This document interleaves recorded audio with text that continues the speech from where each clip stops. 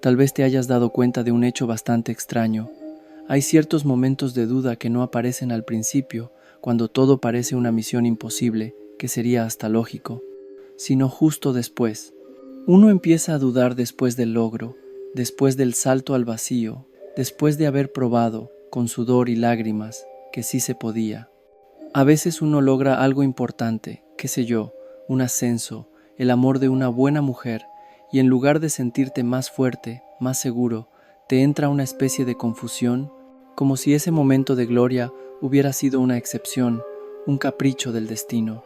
Te miras al espejo y una parte te recuerda el esfuerzo, las noches en vela, la locura de seguir adelante a pesar del miedo que te carcomía las entrañas. Pero hay otra parte, más insistente, que te susurra al oído que no vas a poder repetirlo, que fue suerte, que no te la creas demasiado.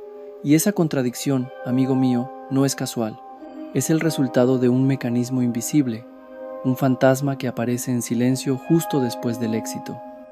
Todos hemos notado alguna vez que lo más difícil no es empezar, sino sostener lo que ya hemos conseguido sin sabotearlo, sin mandarlo todo al diablo.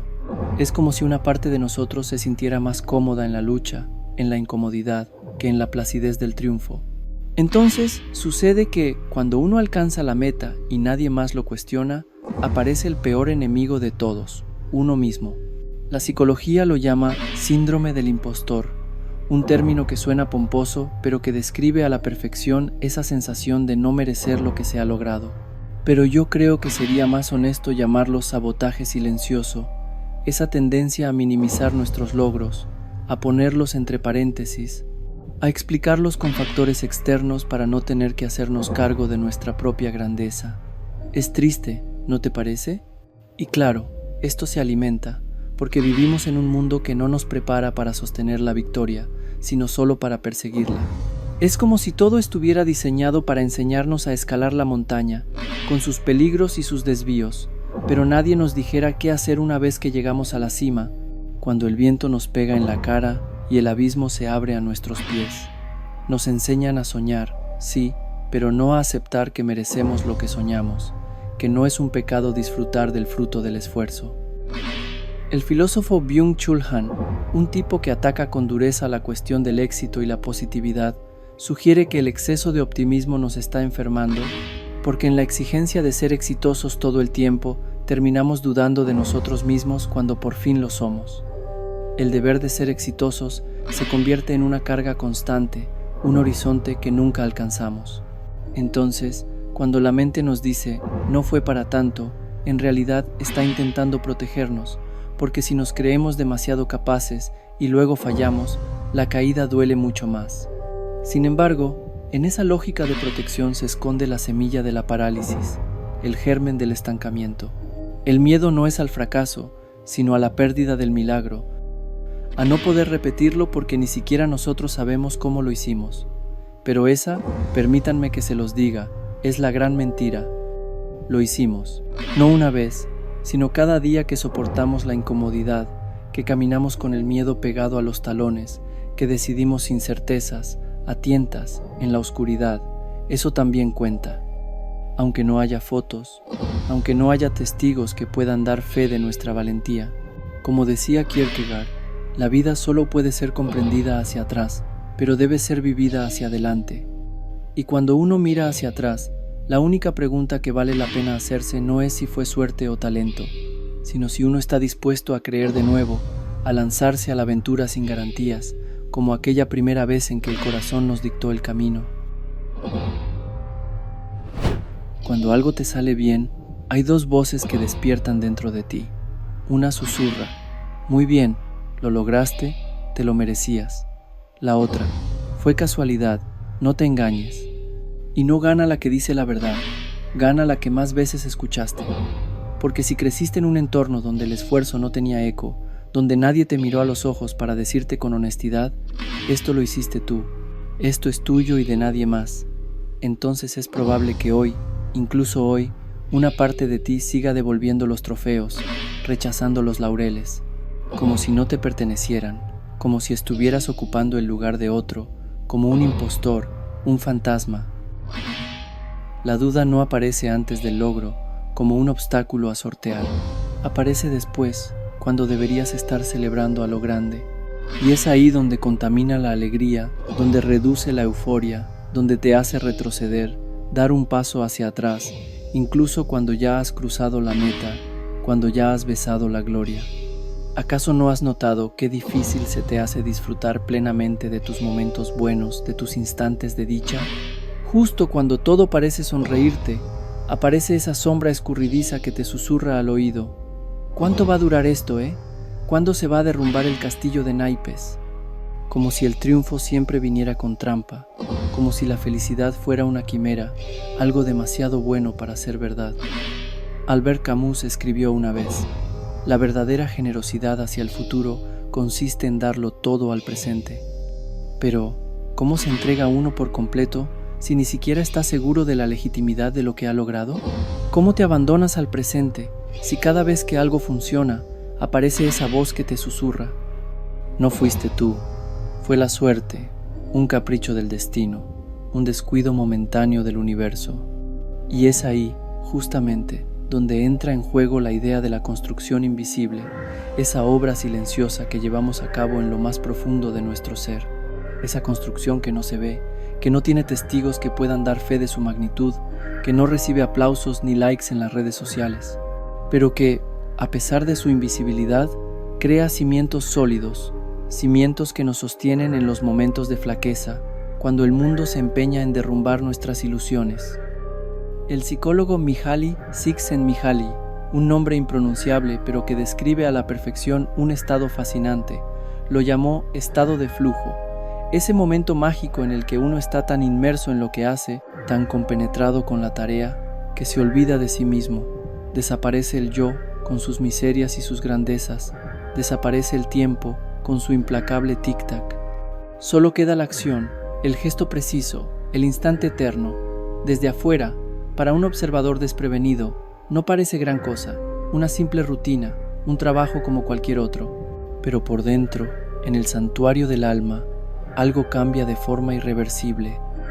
Nietzsche lo llamó la amnesia del camino.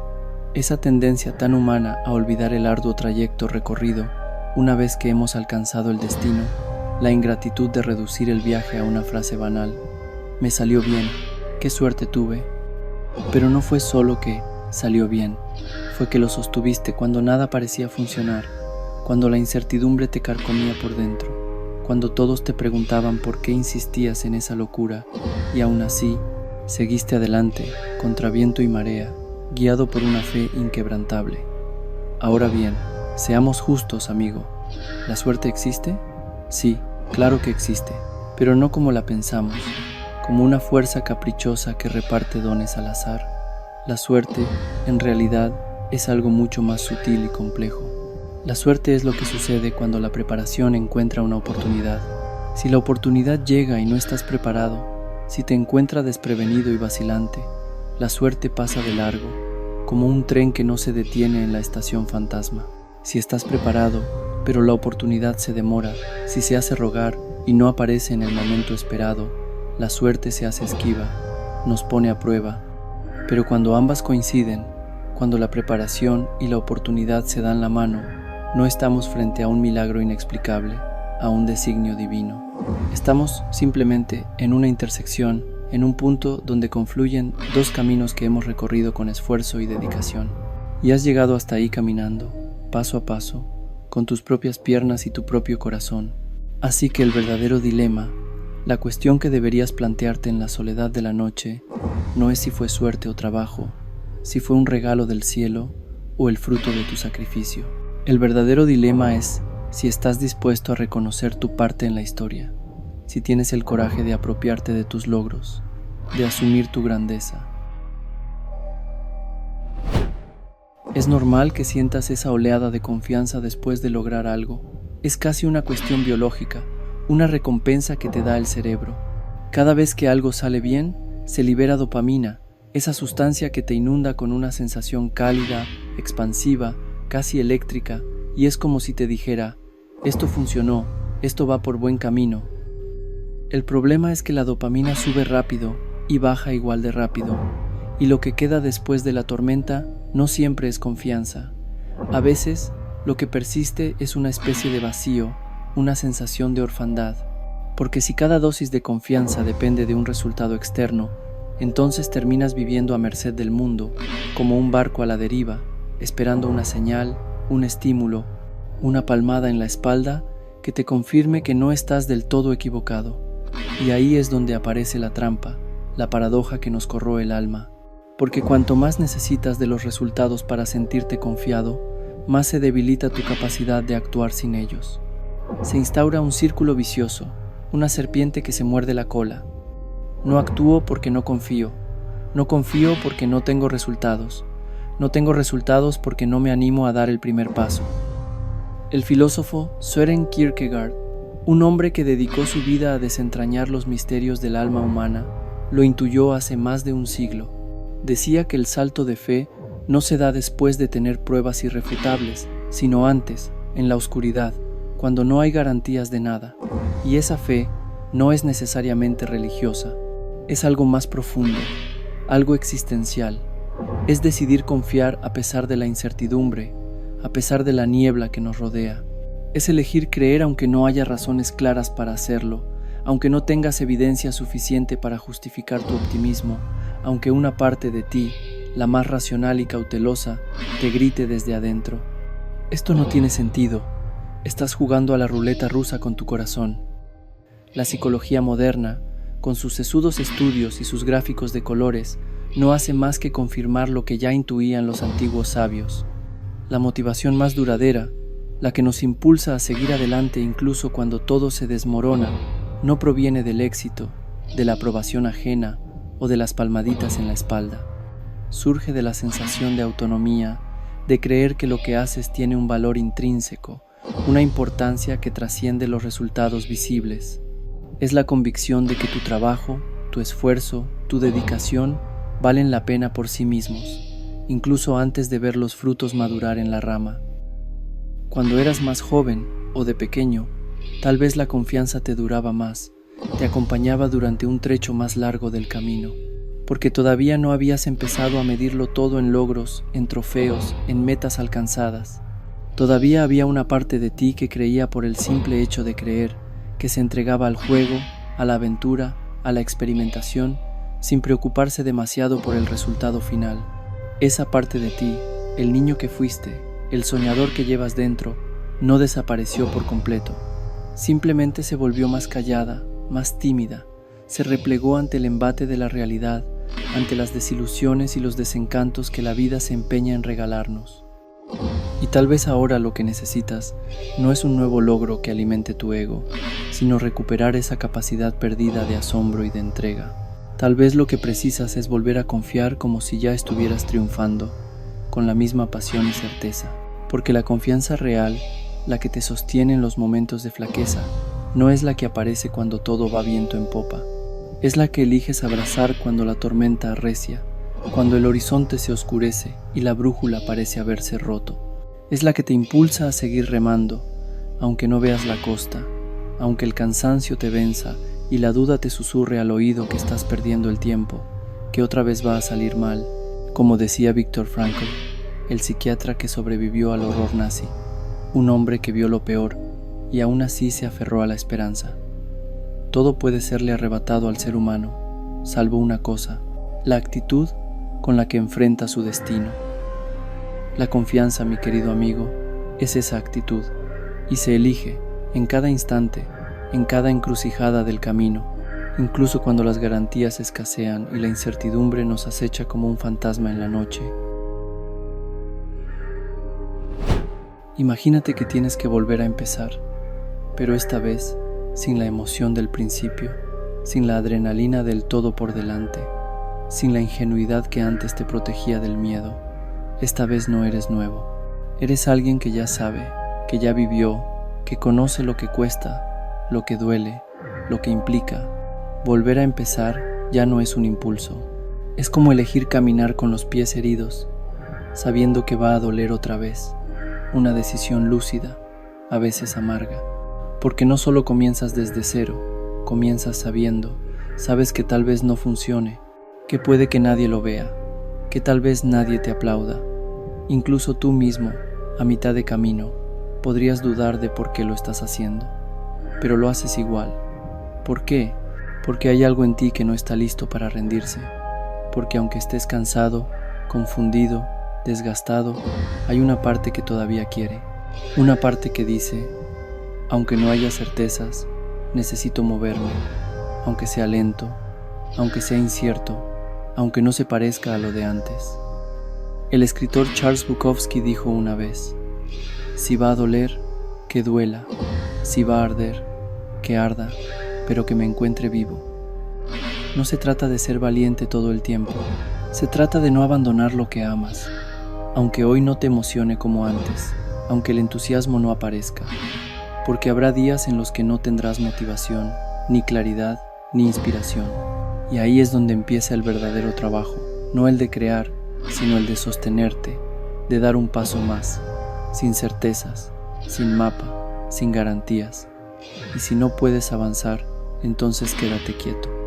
Pero no te sueltes, no dejes que la duda te arrastre, no le hagas caso al impulso de renunciar antes de volver a mirar con ojos nuevos, porque a veces el único milagro posible es seguir, aunque ya no creas como antes.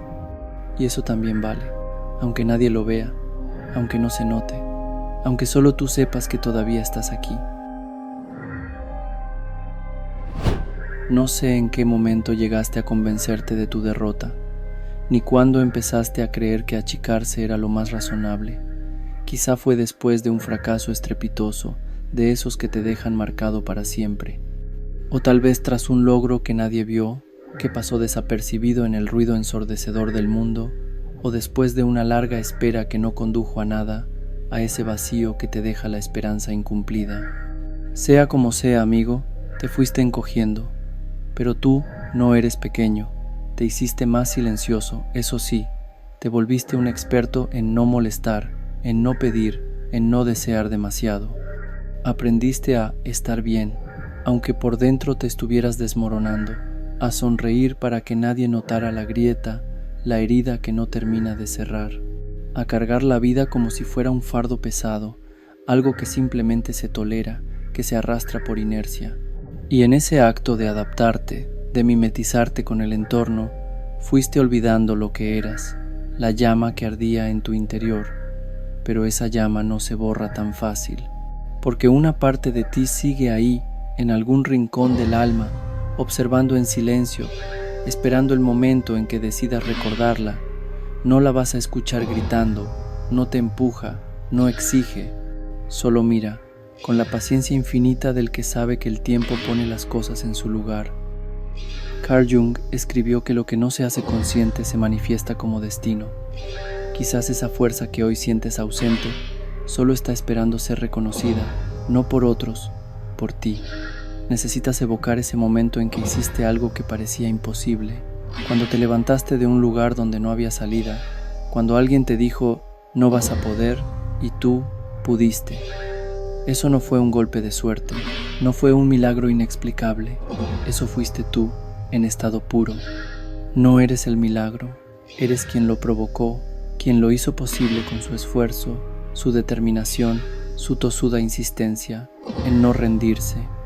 Y si lo lograste una vez, eso no te garantiza que puedas hacerlo de nuevo, es cierto, pero sí es una señal inequívoca de que esa fuerza, esa capacidad de sobreponerte a la adversidad, existe en ti, que forma parte de tu esencia. Quizá ahora estés más cansado, más escéptico, más lastimado por los golpes de la vida, pero eso no te hace menos fuerte, te hace más real, más humano. Y tal vez eso es lo que el mundo necesita de ti ahora. No una versión perfecta, pulida, inmaculada, sino una versión presente, auténtica, con sus cicatrices a la vista, con sus dudas a cuestas. Una versión que esté dispuesta a volver a creer, no porque todo esté claro y resplandeciente, sino precisamente porque no lo está, porque la incertidumbre nos rodea como una niebla espesa. No esperes un manual, no existe un mapa, ni una promesa que garantice el éxito, solo existe este momento, esta encrucijada, esta pregunta que te interpela en lo más profundo del alma, y un recuerdo, la memoria imborrable de que aquel instante en que fuiste invencible existió y que fue creado por ti mismo. Y tú, del otro lado, ¿sigues ahí, gigante dormido?